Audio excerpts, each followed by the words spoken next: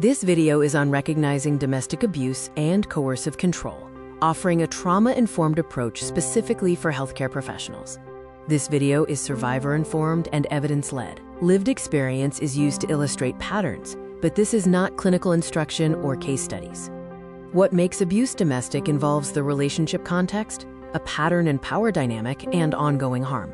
In the UK, 1 in 4 women and 1 in 8 men experience domestic abuse in their lifetime. The majority of perpetrators are men and victims are women, with abuse usually coming from someone known to the victim. Domestic abuse includes physical, sexual, psychological, and emotional abuse, as well as coercive and controlling behavior.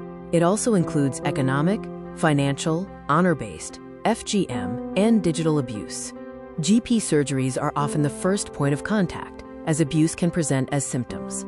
Patients may not name the abuse, and healthcare may be their only safe contact. Signs to notice include chronic stress symptoms, anxiety, depression, sleep disturbance, or vague presentations. You may also observe missed or controlled appointments, the patient being accompanied, or not being allowed to speak for themselves. When assessing domestic abuse, the pattern matters more than individual incidents. Look for repetition, escalation, and adaptation in the abusive behavior. Coercive control involves the control of everyday life, such as permission-seeking, monitoring, and fear of consequences, which can lead to restricted healthcare access. Abuse does not always end after separation. Post-separation abuse can include administrative harassment, repeated contact, and misuse of systems.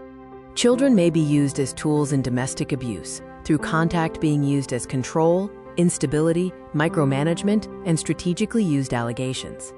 Trauma responses may present as inconsistency, minimization of the abuse, emotional distress, and self-blame.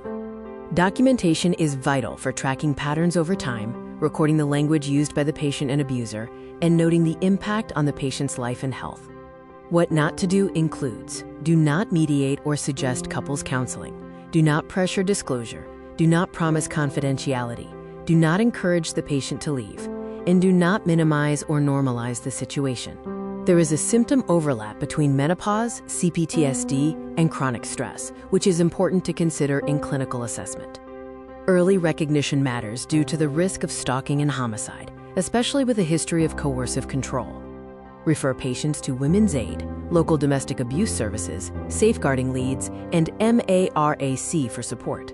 For more information, you can contact Safe Haven Education via their website, email, or LinkedIn profile.